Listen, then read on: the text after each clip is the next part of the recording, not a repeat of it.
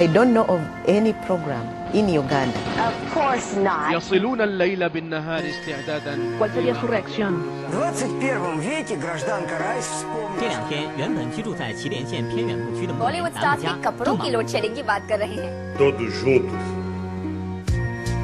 Bonjour à toutes, bonjour à tous, bienvenue dans Culture Monde, cette émission que vous retrouvez tous les jours sur France Culture entre 11h et 11h50, une émission dans laquelle vous retrouverez la chronique Frontières d'Alexis Patovtsev, ce sera tout à l'heure vers le mi-temps de l'émission. On vous propose toute cette semaine une série sur ces pays où les contestations n'ont pas abouti à des révolutions, ces révolutions qui ne prennent pas, c'est le titre qu'on a retenu cette semaine, ces pays qui n'ont pas pris le train de la révolution, ces pays où les révolutions arabes en Tunisie, en Égypte, en Libye ont eu de l'effet bien sûr, où elles ont engendré des contestations, mais où les régimes ont tenu malgré tout. On ira du côté de l'Afrique subsaharienne, de l'Asie centrale, de l'Asie du Sud-Est, mais aussi du Maghreb, puisque le Maroc et l'Algérie bien sûr n'ont pas vu leur régime tomber, une sorte de prélude peut-être à ces 24 heures algériennes vendredi prochain. Donc mardi, Afrique des dictateurs, la révolte est-elle possible? Cédric Kalonji, Daniel Compagnon seront nos invités. Mercredi, ce sera donc l'Asie du Sud-Est. Le jeudi, l'Asie centrale, avec donc les colères étouffées au pays des steppes. Mais aujourd'hui,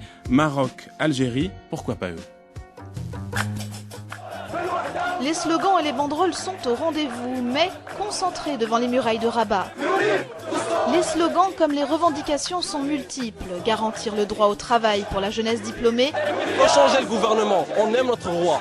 Il y aura toujours une monarchie, on demande une monarchie constitutionnelle. On demande une division des tâches. On n'a pas quelqu'un qui va tout détenir, c'est impossible.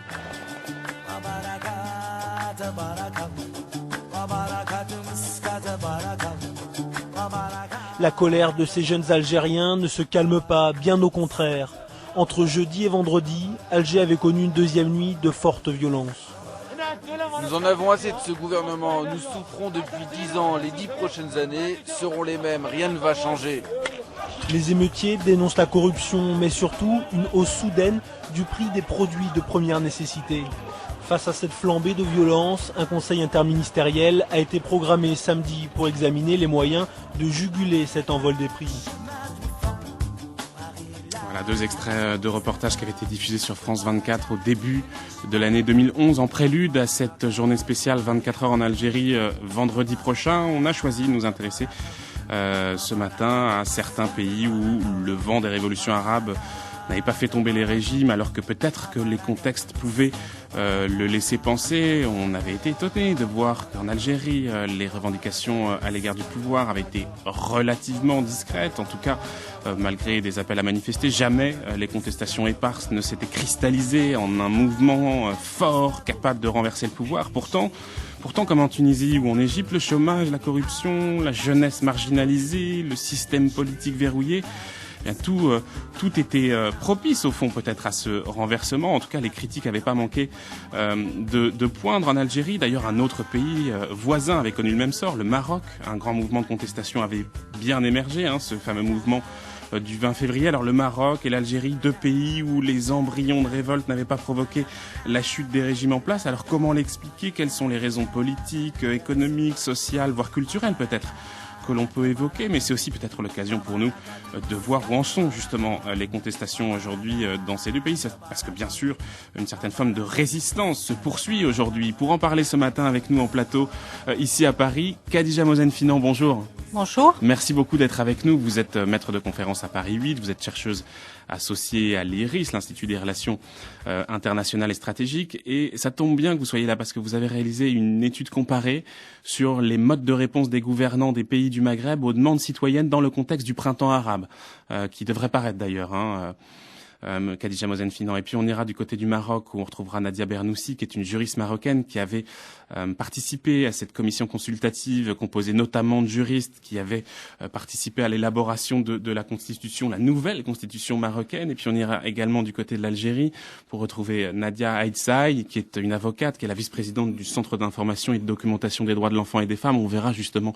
où on en est du côté de l'Algérie, où je le disais, les contestations, au fond, en tout cas, certaines luttes lutte, évidemment, perdure. Alors, cette étude comparée, vous y rappelez, Khadija Mozenfinan, que dans le cas de l'Algérie ou du Maroc, les revendications, dites-vous, n'ont pas porté sur le droit à prendre le pouvoir. Et c'est vrai que ce fameux effet domino dont beaucoup ont parlé, au fond, vous expliquez qu'il n'était pas à attendre dans ce contexte maghrébin. Il ne pouvait pas y avoir, dites-vous, de réaction en chaîne s'opérant de manière mécanique. Oui, il ne pouvait pas y avoir de réaction en chaîne, et je pense que ce droit à prendre le pouvoir n'était même pas présent en Tunisie. On a eu des demandes d'accès au droit, à la dignité, à la liberté, au travail. Et ce sont ces demandes d'accès qu'on va retrouver dans les autres pays. Mais d'abord, la demande n'est pas tout à fait la même et la réponse n'est pas la même, parce que chacun des pays a sa propre histoire, son propre chemin à faire et sa propre manière d'opérer. Alors effectivement, il n'y a pas d'effet mécanique, parce que quand on a parlé effectivement de contagion ou d'effet domino, on pensait à l'Europe de l'Est après la chute du mur de Berlin.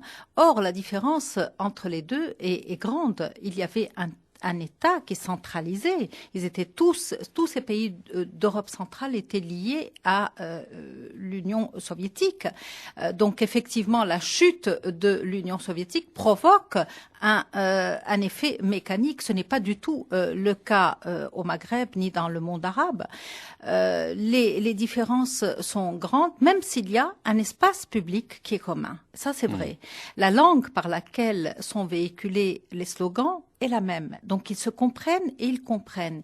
Il y a des télévisions... Et de ce point de vue, pardon, point de vue, j'allais parler évidemment de la télévision et d'Al Jazeera, notamment. Les médias, il y a Al Jazeera et les télévisions satellitaires arabes, mais pas seulement.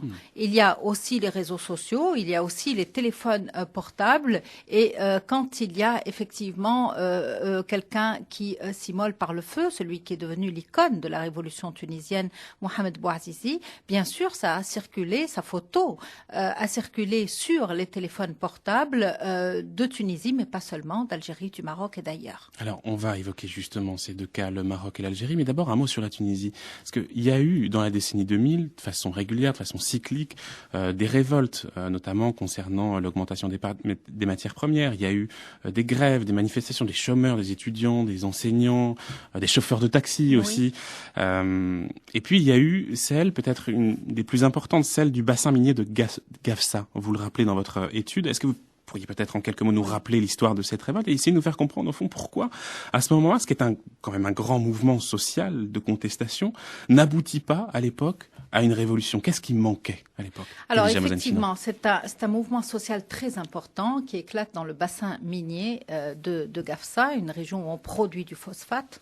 Et cette production de phosphate est elle-même en crise depuis la chute du prix du phosphate, mais bien après, elle est restée, si vous voulez, ces entreprises sont restées en crise parce qu'ils considèrent que même avec la hausse du prix du phosphate en 2008, par exemple, les devises qui sont venues de la vente de ce minerai n'est pas venue développer la région. Elle a été placée ailleurs, sur le littoral ou dans les zones effectivement touristiques. Alors ce qui s'est passé, c'est qu'effectivement, il y a eu un concours de recrutement pour avoir de nouveaux salariés et traditionnellement, ces postes sont réservés à ceux qui ont eu de la famille, qui a travaillé dans les mines, qui ont perdu un parent ou autre dans les mines.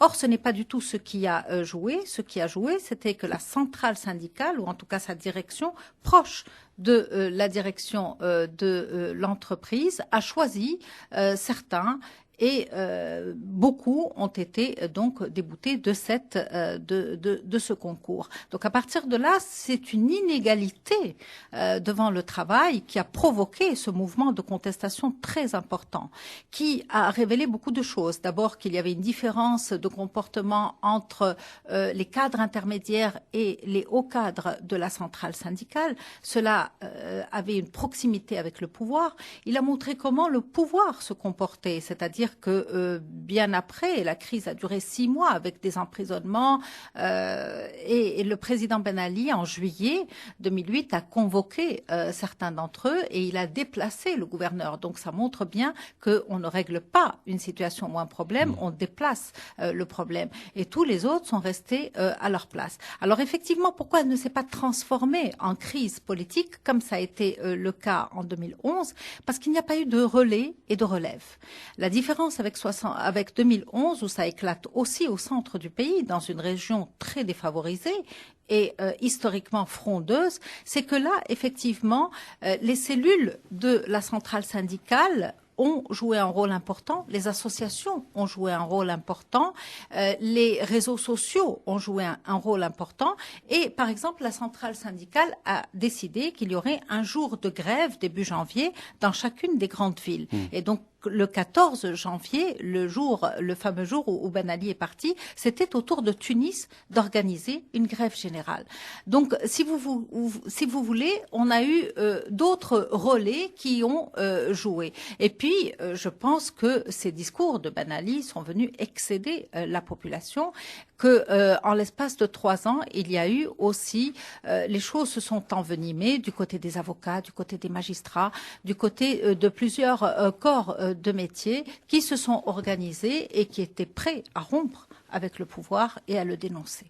Alors si on regarde le Maroc, on dit beaucoup que au fond le Maroc n'a pas connu le même sort que la Tunisie, d'abord parce que le pays était engagé déjà depuis longtemps dans des réformes structurelles importantes depuis évidemment l'arrivée de Mohamed VI, mais même avant, sous le règne de Hassan II. Est-ce que vous êtes d'accord avec cette interprétation? Vous vous rappelez par exemple de votre étude qui a eu en 2004 la mise en place de cette instance équité et réconciliation qui était chargée de faire au fond la lumière sur les différentes violences qui avaient été commises par le pouvoir à l'égard des opposants entre 1956 et 1999. Est-ce que cette instance, précisément a participé au fait qu'au Maroc, il n'y a pas eu la révolution? Et puis peut-être nous expliquer comment a émergé justement cette instance. Est-ce que c'était un désir du pouvoir, du roi en l'occurrence? Est-ce que c'est quelque chose qui est venu de l'extérieur? Et puis comment est-ce que l'opinion a accueilli tout ça? Alors oui, je crois qu'il faut... non, il y a bien sûr une amorce de changement très sensible au Maroc à partir des années 90. C'est le roi Hassan II qui l'a décidé et je crois que ça s'est fait au vu de ce qui se passait en Algérie, c'est-à-dire la guerre civile algérienne. À ce moment-là, il décide d'ouvrir ou d'entrouvrir en tout cas son système politique pour assurer sa succession et pour mettre à l'abri aussi son régime politique. Donc il décide d'ouvrir la porte à l'opposition, l'USFP, qui a été longtemps boudée par le pouvoir. Et ceux qui vont profiter aussi de cette ouverture du système, ce sont bien sûr les islamistes du Parti de la Justice et du Développement qui demandent à ce que leur parti soit légalisé. Il l'a été en 1998 et à partir de 1998, ils confient le gouvernement à l'ancienne opposition. À partir de là, si vous voulez, il y a une série de mesures qui vont se mettre en place et il y a des réformes qui vont être des réformes qu'on appelle structurantes au Maroc, mais qui sont importantes et qui sont censées générer de l'emploi au niveau économique.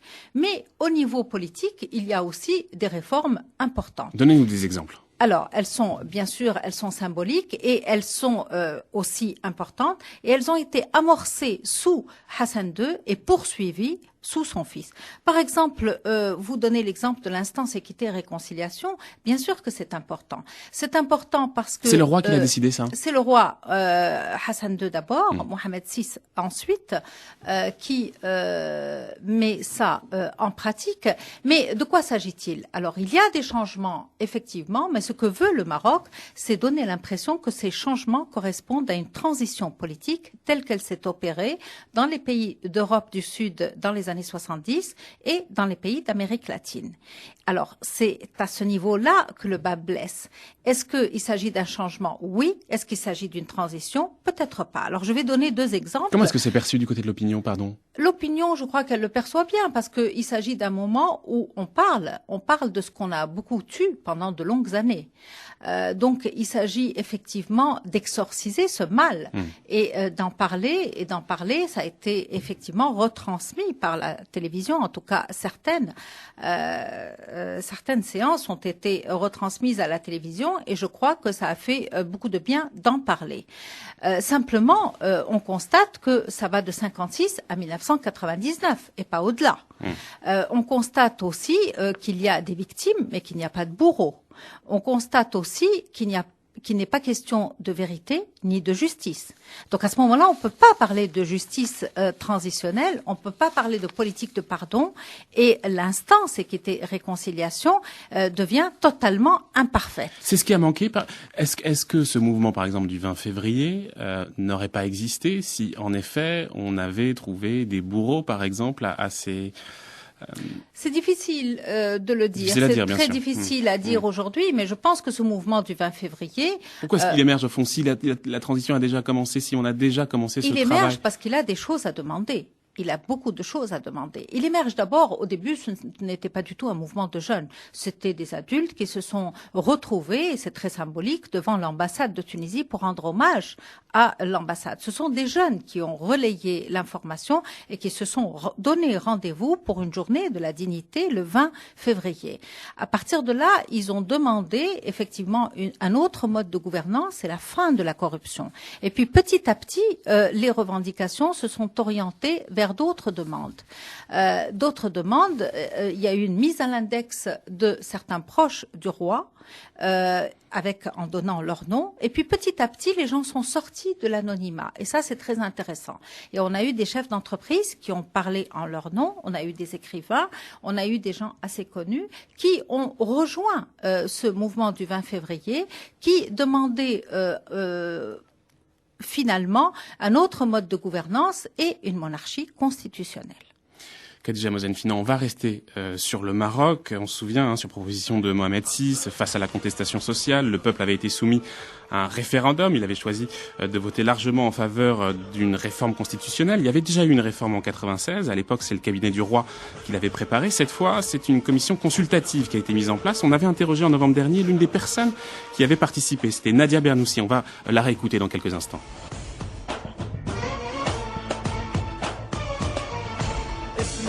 قلبي جالس محفور بذهب الخالص اسمك بقلبي جالس محفور بذهب الخالص ربي من عنده يحميك الملك محمد السادس الملك Voilà, une chanson en hommage à Mohamed VI. On retrouve Nadia Bernoussi qui est à Rabat, au Maroc. Elle est juriste marocaine, elle est professeure à l'École nationale d'administration de Rabat et elle était membre de cette commission consultative composée notamment de juristes qui ont participé à l'élaboration de la constitution marocaine. Nadia Bernoussi, suite aux révoltes qui avaient renversé Ben Ali, qui avaient renversé Moubarak en Égypte, les Marocains étaient descendus aussi dans la rue. C'est ce fameux mouvement du 20 février pour demander à la fois plus de liberté, plus de démocratie, plus de justice sociale, le respect des droits de l'homme, moins de corruption. Mais il n'était pas question évidemment de renverser le régime de Mohamed VI. Sa légitimité n'était pas remise en cause, Nadia Bernoussi. Comment est-ce que vous expliquez au fond que cette légitimité du roi du Maroc, de Mohamed VI, n'ait pas été tellement remise en cause, Nadia Bernoussi? Beaucoup d'encre a coulé sur cette question de savoir au Maroc, est-ce qu'il y a une spécificité, est-ce que c'est la même chose, est-ce que ce vent de liberté qui a soufflé dans le monde arabe va contaminer le Maroc? Est-ce qu'il va y avoir un effet de domino? Ce qu'il faut dire, je crois, de manière directe et claire, c'est qu'au Maroc, contrairement aux autres pays, ce n'était pas un problème de légitimité de la monarchie qui se posait, mais c'est un problème de gouvernance. Parce que en Tunisie, en Égypte et en Syrie, on demande à ce qu'un système soit abattu, à ce qu'une nouvelle façon de vivre et façon de gouverner soit mise en place.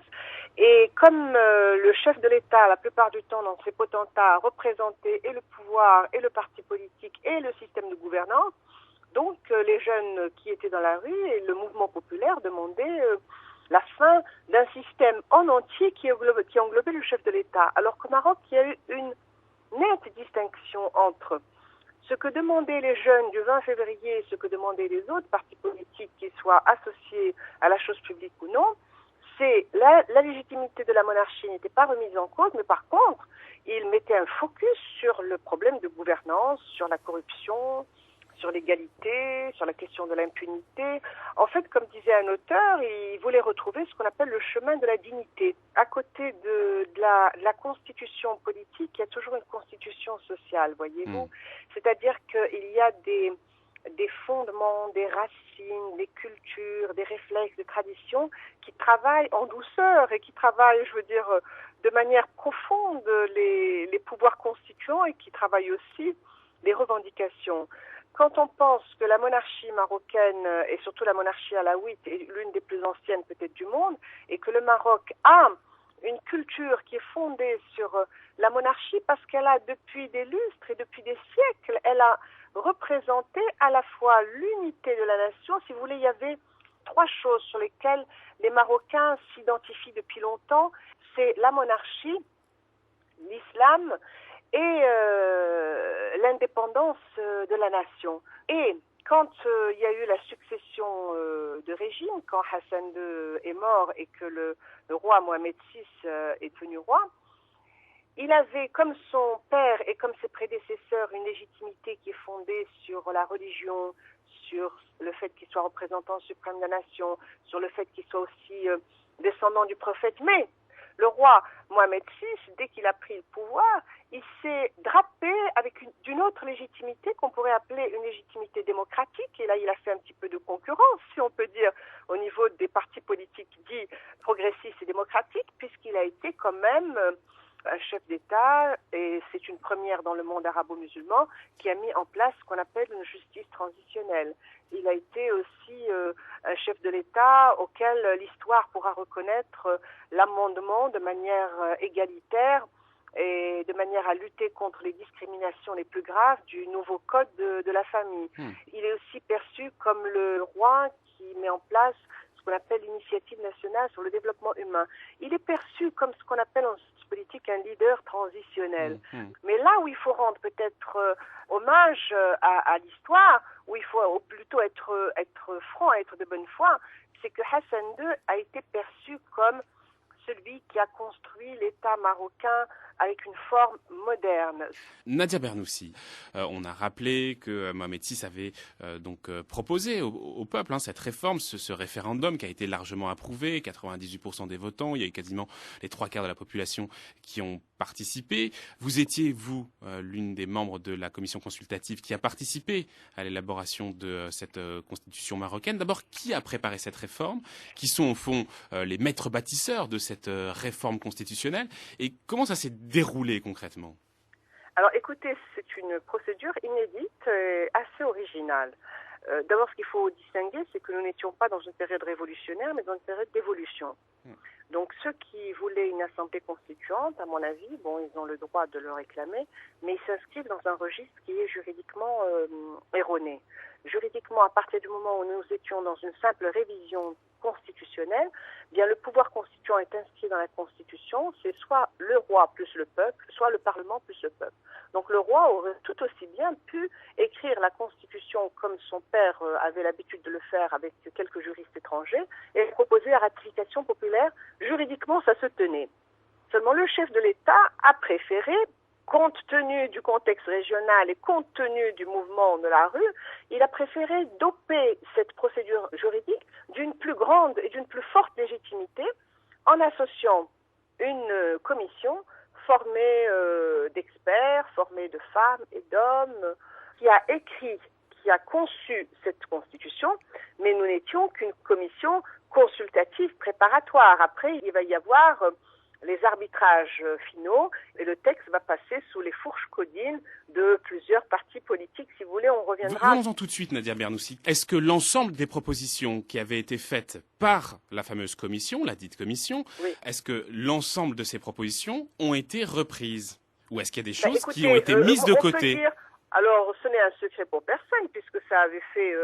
les gorges chaudes de toute la presse nationale et même internationale à une époque, ou du moins régionale, nous avions mis la liberté de conscience, nous, dans le projet de la Constitution. Et évidemment, je pense que ce n'est un secret pour personne de comprendre que c'est soit le Conseil des Ulama, soit le ministère des Habous, soit peut-être même le chef de l'État, mais j'en suis pas, je n'en sais rien. En tout cas, la liberté de conscience a disparu. Nadia Bernoussi, vraiment, toute dernière question. Est-ce qu'avec toutes ces modifications, est-ce qu'on se rapproche au fond d'une monarchie parlementaire? Est-ce qu'on se rapproche au fond d'un régime politique comme on peut retrouver dans les monarchies parlementaires en Europe? Ou est-ce qu'on est là face à l'émergence d'un nouveau modèle politique? Écoutez, si on regarde autant l'esprit que le texte de la Constitution, on pourrait dire que dans cette Constitution, qui est après tout une Constitution sui generis, parce que c'est une Constitution marocaine qui répond à un esprit marocain, des traditions marocaines, et aussi un tempo marocain, c'est-à-dire que la Constitution de la Grande-Bretagne a mis quelques siècles pour passer d'une monarchie absolue à on en fait quelque chose, de la monarchie victorienne à une monarchie parlementaire. Donc le Maroc aussi aura son propre rythme. Voilà, Nadia Bernoussi, juriste marocaine qui était l'une des membres de la commission consultative composée notamment de juristes qui avaient participé à l'élaboration de cette nouvelle constitution marocaine. Khadija Mozenfino, commentaire évidemment sur ce qui a été la grande réponse de Mohamed VI aux contestations sociales quand même, c'est cette réforme constitutionnelle. Écoutez, oui, là je réagis déjà à ce que je viens d'entendre. Il n'y a pas de problème de légitimité du roi, puisque le roi n'est pas élu. Donc dans les régimes monarchiques, il n'y a pas de question de légitimité. Ce n'est même pas la peine de revenir là-dessus. La légitimité démocratique de Mohamed VI, moi je ne sais pas ce que c'est. Il va falloir qu'on m'explique ce que ça veut dire que le leader transitionnel. Et c'est en ça que je disais tout à l'heure qu'il y a une mise en avant et une mise en scène d'une ressemblance avec des situations de transition politique. Nous sommes, dans le cas du Maroc, avec cette réforme constitutionnelle, dans le cadre d'un changement. Peut-être d'une évolution, l'histoire le dira. Mais en tout cas, il n'est pas du tout question aujourd'hui d'une monarchie de type parlementaire. Les pouvoirs du roi sont restés très forts. D'accord, mais le fait que le Premier ministre quand même ne soit plus nommé par le roi, mais soit au fond... Mais ça dépend de sa marge de manœuvre et de sa relation au roi. Si il est complètement indépendant, il fait ce qu'il veut, c'est une chose.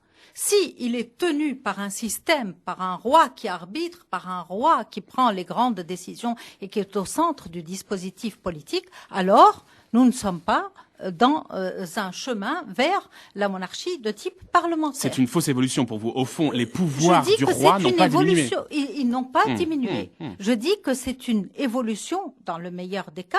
Je dis que c'est un changement aujourd'hui, mais il n'y a pas à parler aujourd'hui de monarchie de type parlementaire et en tout cas encore moins de leader transitionnel. Ça, c'est la phraséologie du pouvoir. Nous ne sommes pas obligés d'y adhérer. Alors, bien sûr, le roi, Madame Bernoussi dit que le roi n'était pas obligé de faire ça, peut-être, mais il n'était pas obligé non plus d'organiser des élections législatives avec 10 mois d'avance. Ce n'est pas un cadeau qu'il fait au contexte régional, c'est qu'il est sous la pression. Oui, on se souvient très très bien. En tout cas, moi j'ai en tête encore le discours de Mohamed VI quand, en effet, il annonce ce référendum. Il n'a pas l'air très à l'aise. On sent qu'il est sous pression, clairement. Mais évidemment qu'il est sous la pression. Alors on a beau dire que mettre en avant la modernité politique. Vous savez, la modernité politique ne se décrète pas. Elle s'évalue à l'œuvre. Et aux institutions et au fonctionnement. Or, ce qui a été dénoncé par le mouvement du 20 février, c'est quand même le mode de gouvernance. Or, le mode de gouvernance, le roi n'est pas en dehors de ce mode de gouvernance. Et d'autre part, ça fragilise le roi dans ce mode de gouvernance. Quand on met en avant la corruption, les inégalités, l'impunité, c'est quand même le système de la monarchie. Khadija Mozenfino, on va avancer parce que j'ai absolument envie qu'on parle de l'Algérie, évidemment. Maroc, Algérie, pourquoi pas eux? C'est le titre de l'émission qu'on a retenu ce matin dans cette semaine sur ces révolutions qui ne prennent pas. Avant de parler de l'Algérie, on va retrouver notre ami Alexis Patovstev pour sa chronique Frontières.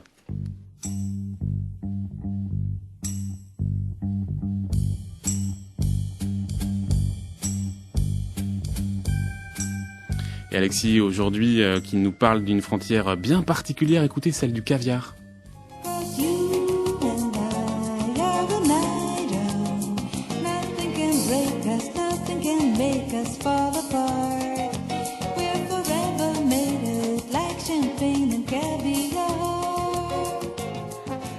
la grande chanteuse brésilienne Astrud Gilberto chante champagne et caviar. 2 produits de luxe, n'est-ce pas? Surtout dans un pays qui ne produit ni de vrai champagne, ni de vrai caviar. Mais si l'appellation champagne est protégée, on ne peut pas dire la même chose de l'appellation caviar. Diverses autres préparations à base de différents poissons portent en effet le nom de caviar dans plusieurs pays. Ce sont les marchands de caviar iraniens et russes qui ont vendu, avec le plus grand succès, je dois dire, l'image du caviar d'esturgeon comme le seul vrai caviar, le caviar noir de la Volga et de la mer Caspienne. Mais le stock d'esturgeon dans la Volga a diminué, attention, de 99% durant ces 15 dernières années. Ce n'est donc pas étonnant que le prix de ces produits de luxe ait atteint des sommes exorbitantes jusqu'à 1 000 € par kilogramme.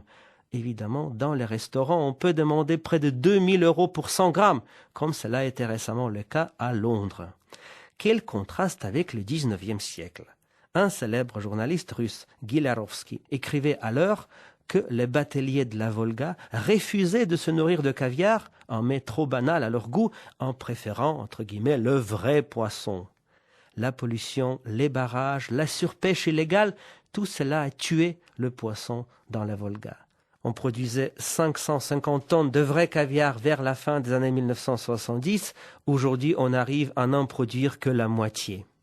Et vu le désastre russe, c'est déjà un exploit qui tient en grande partie au fait que l'esturgeon ne vit pas uniquement dans la région caspienne.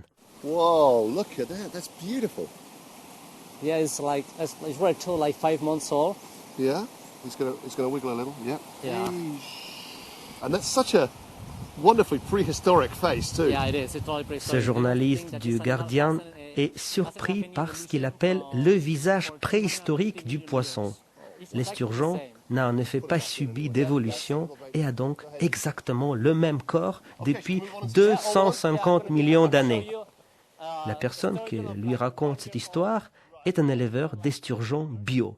Il est ni iranien ni russe, mais espagnol. Et oui, dans des pays aussi différents que l'Espagne, la Chine ou les Émirats arabes unis, les fermes d'élevage d'esturgeons commencent peu à peu à remplir le vide laissé par la disparition du beluga sauvage caspien. À Abu Dhabi, par exemple, la ferme Royal Caviar va bientôt se lancer dans la production de l'or noir et table sur la production de 35 tonnes en 2015. Un autre homme est rentré en compétition avec le célèbre Petrosian et il s'appelle Seppo Kappanen. Ce Finlandais est à la tête d'un mini-empire caviar empirique. Il possède 2 fermes en Finlande et il vient d'acheter avec l'argent des investisseurs russes la ferme bio que visitait notre ami journaliste au Guardian et qui a pour ambition de devenir la ferme la plus grande d'Europe. Mais il ne faut pas non plus oublier les vaillants agriculteurs roumains et bulgares qui ont vite compris comment utiliser les subventions de l'Union européenne pour faire du caviar à forte valeur ajoutée. Et puis, cocorico, nos éleveurs dans la Gironde sont aussi entrés dans la course à l'or noir. Enfin, last but not least, la Chine. La Chine où les fermes à esturgeons fleurissent autour de Yangtze. Tout cela fait qu'on peut espérer le doublement de la production de caviar dans le monde pendant la décennie en cours et, comme dans les autres domaines, on peut également craindre la domination chinoise du marché. Restera à convaincre les vrais gourmands que le caviar bio andalou à 600 € le kilo est aussi bon que le caviar traditionnel caspien qui coûte le double. Ceux qui ont goûté disent que les yeux fermés, on ne voit pas la différence. Quand j'aurai l'occasion de le faire moi-même, je vous dirai si c'est vrai.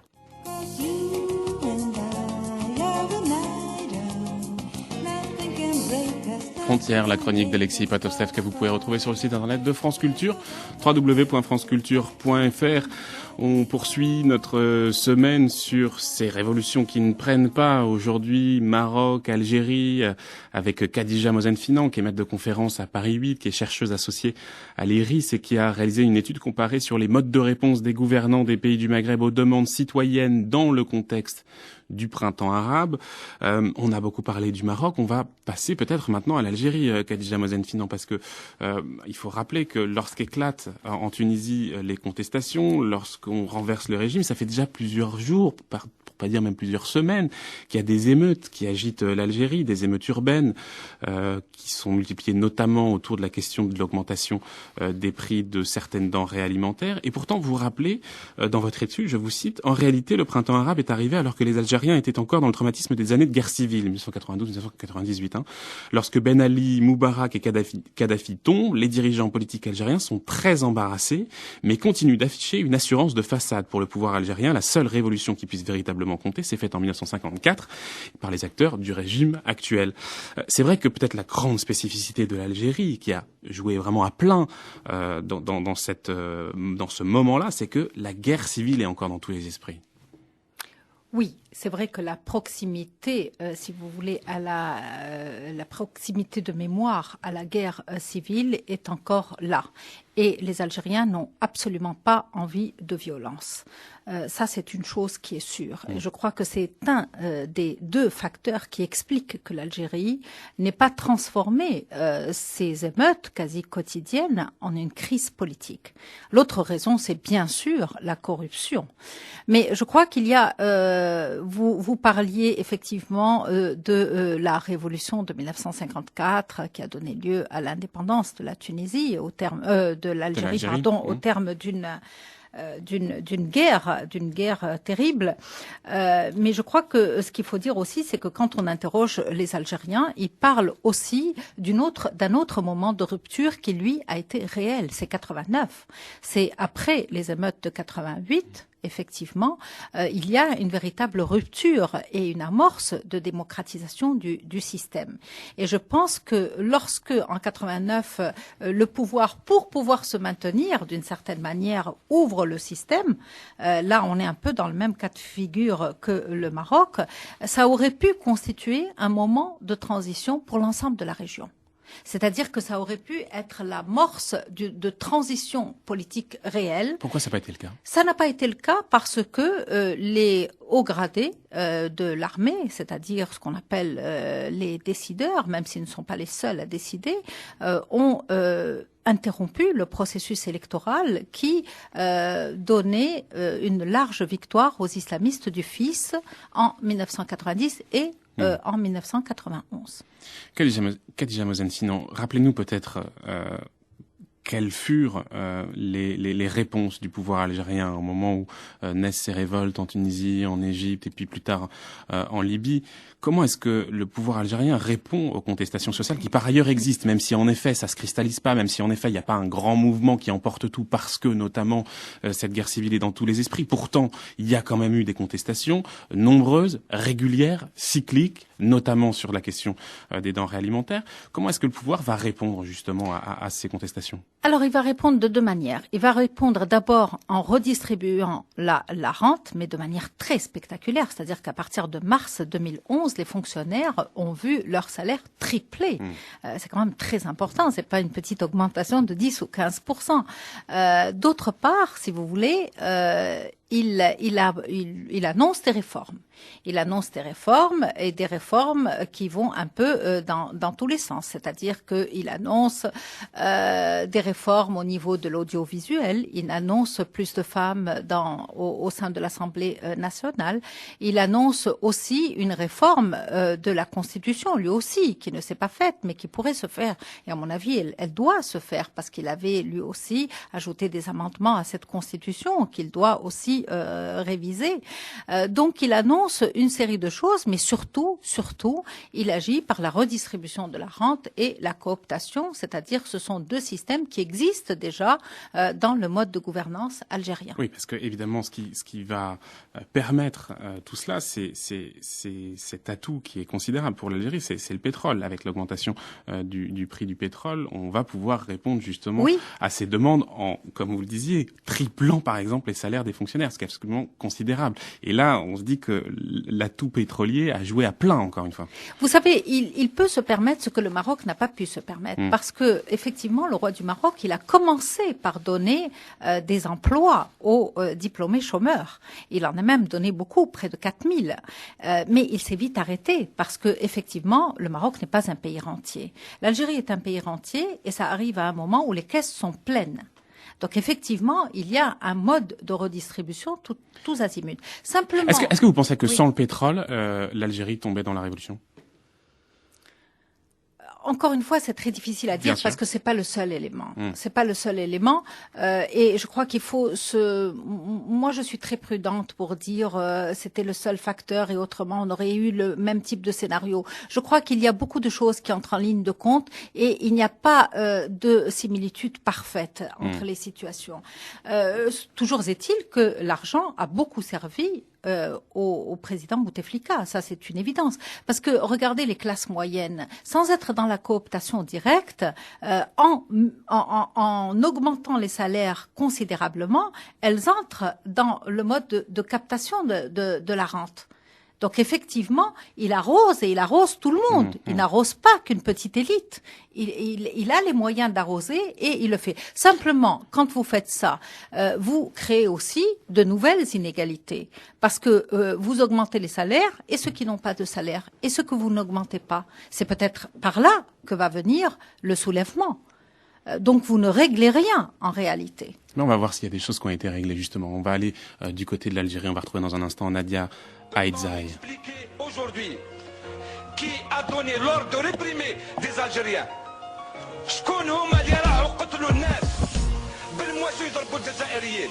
Vous voulez diviser les Algériens? وين راكم رايحين؟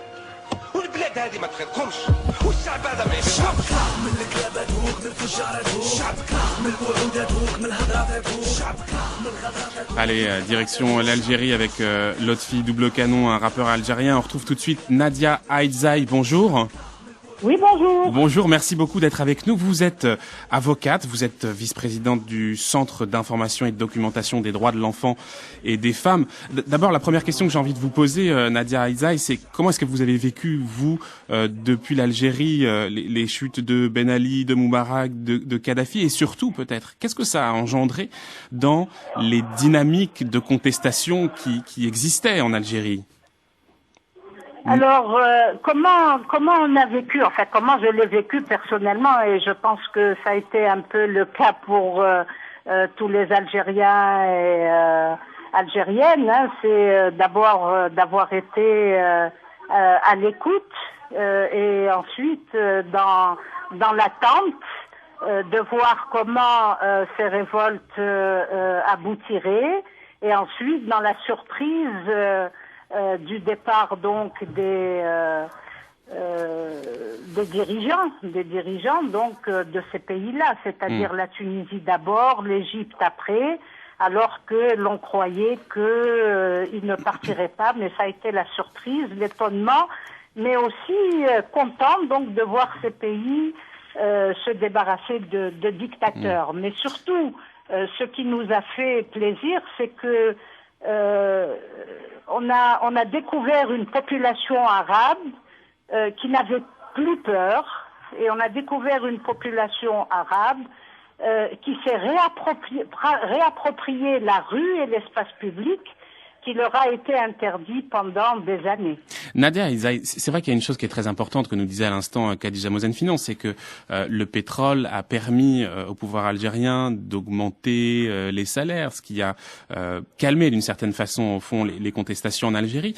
Est-ce que vous avez le sentiment aujourd'hui que l'Algérie est totalement à l'abri d'un renversement de régime? Et puis peut-être pour prolonger ce que disait Khadija Mozenfino, c'est au fond elle disait oui en effet certains ont été satisfaits de ces augmentations de salaire, mais en même temps, ça a provoqué de nouvelles inégalités. Et au fond, peut-être que c'est celles-ci, ces nouvelles inégalités, qui demain engendreront une contestation peut-être encore plus forte. En tout cas, on peut se poser des questions, Nadia Aïdzaï.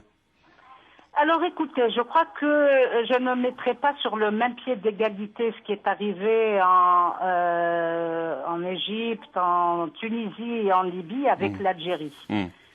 Parce que ce que ces pays-là ont vécu cette année-là, nous l'avons vécu dans les années 90, et donc nous avons donc entamé notre ouverture démocratique.